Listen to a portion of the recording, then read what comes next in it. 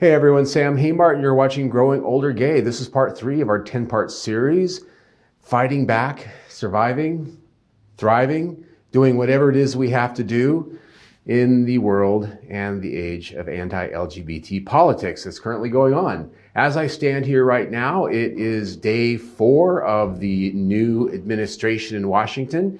The inauguration was just last Monday, and already I am feeling the weight. I'm looking out there to all of my friends and chosen family out there, and you guys are already feeling the weight. It has been a shit show of epic proportions already. And I got to warn you folks, it is going to continue to be a shit show of epic proportions. And so while this 10-part series was going to have this particular topic toward the end, a little bit later, a few episodes down the road, I woke up one morning this week just bawling, crying, a little bit of PTSD, finally letting some of the angst and stress and weight of what's going on out there out.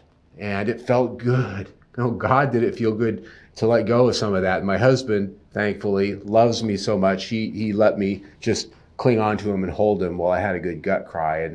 And that really is what we're talking about today, is self-care, because living in the news cycle every day, keeping yourself immersed in it, being on high alert for the fight is going to be what we need from a lot of people out here in our community. But we also, every single one of us, need to take a break from that once in a while and enable ourselves to have some self-care and to grab some balance and some spiritual refueling. So we're going to talk about a couple of things today that are just some ideas and some tools that you can use to help keep yourself sane through all of this.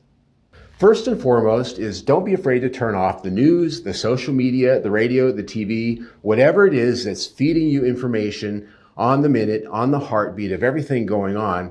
It's okay to turn it off once in a while and focus on other things. It's important to do that, to have balance in our lives. Don't worry, that stuff will be there later, trust me. And if anything really super bad happens that you need to be aware of right this minute, somebody will call you and let you know. Next on the list is don't be afraid to have a good cry. Let that shit go. Have a good wringing out of your towel, your emotions, that juice inside, that negative energy, the anxiety, the angst, the worry, whatever it is, let it out, because that stuff stores up in us. It just does. It does in me. I'll lay in bed awake at night or in the morning just feeling all kinds of anxiety and may not know what it is, but sometimes letting that cry out just really, it's amazing the therapeutic value. And so I highly recommend it.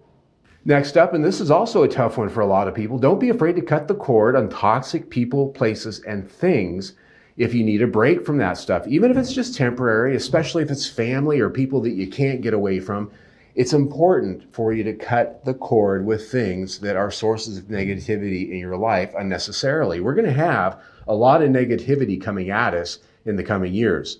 That you can bank on. So if you can cut the cord on some of the other ancillary things that are out there that are adding to it, and set it aside, move them over there, turn them off of your social media, whatever you have to do, stop involving yourself with people, places, and things that are not healthy for you. That is going to be one of the key things we have to do going forward, is picking our battles and choosing our chosen family and making sure we surround ourselves with the best possible support and positive energy.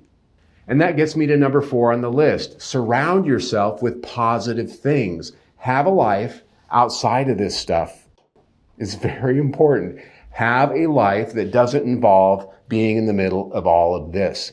And if you don't have that already, I highly suggest get a hobby, find a hiking group, find something, a group of people that you can go hang out with and do stuff. I do a lot of volunteer work, for example. I volunteer for an organization locally. We do HIV testing, and so I go out and I get out and I have a circle of friends built around that. I am in the recovery community from alcohol and drugs, and there is a massive group of people around me that we go do things, and we get together and we have activities that are not about politics. And it's a healthy thing to have balance in your life. Especially if this is something that's really at you, it's very important to have something that's not that in your life. Whatever it is, church even, if you're in that realm, find something out there that has nothing to do with this, that fills your life with joy and fills your life with positive energy. And speaking of spiritual food, the next thing on the list is find a way to feed your spirit, to calm your spirit, and to find yourself something out there that just really helps give you some balance and that spiritual joy that we all need. And so I'm talking about things like meditation, quiet time, read a book, do something for yourself that's quiet and that rejuvenates and helps balance your psyche. You know, if you are somebody who's religious, seek solace in God, the church, whatever you happen to call that external higher power. I need to have some form of spiritual food that I snack on every day. And so I do a meditation every morning and I read some inspirational things. I share a lot of those with you on our social media site. And those are things I do to help just feed myself something other than the news, other than what people are talking about and what I see out there in the world. It's a healthy thing to do.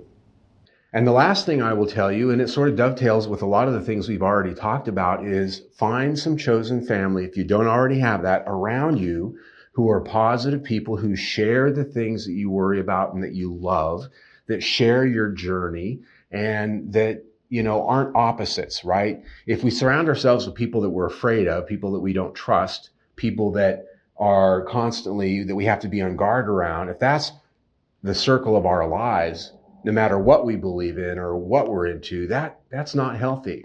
If you're gay, lesbian, transgender, if you are any of the colors on our kaleidoscope, it's very important that you find people that you can identify with, that you can hang out with, that you can share your fears and your concerns with, that you can be vulnerable with, that you can have joy with and go build and have fun with and do things with, have sex with. Whatever you need in terms of fellowship in your life, a chosen family, find that.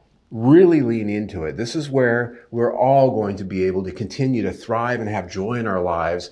And that is having people of like mind around us that can help support us through these tough times. If your life is surrounded by people that hate you, that you don't trust, that you worry about, that you know voted for this crazy stuff going on, that's not very much fun. You know, we only live once. It's very important to, even if we have to make tough choices, to surround ourselves with people who love us, you know, people that are out for our own interests and that share parts of our journey. We don't have to live in the gay bubble. I do. It's not such a terrible thing, I'll tell you. But I also work in a place outside of this particular job that is not in the gay bubble. And there's people there that, you know, I know that we don't share values. Let me just put it like that. So just very important. That is really, if you look at all of the things we just talked about today, I think one of the most important things is make sure that you find a fellowship. Well, there you have it, my friends. Just a couple of ideas, just a list of tools, things like that we can try to employ to take care of ourselves, because the fight will continue. It's going to be a rough couple of years. We've talked about that. The most important thing we can do is to make sure that we are healthy mentally, physically, and spiritually. And so whatever that takes for you, find a way to do it. And so I would suggest having a look at our website. We have a resources page that has a lot of different websites, groups, organizations that not only can give you information to help what's going on and be informed, but help you find some place to be if that's what you need. There's an events calendar. We have a lot of events on our calendar, everything from dirty sex weekends all the way up to healthy, sober recovery retreats. A lot of variety, a lot of cool stuff on that calendar around the country and in some places in other countries. So have a look at that. I'm always going to plug our website because it's an important part of everything we do here. Our social media as well. Our social media gives you daily inspiration and what's up going on with our channel. So have a look at that too. Now, I'll finish with this. We have a 10-part series, Surviving Anti-LGBT Politics. This is episode 3. The rest of them can be found right there on our playlist just for this.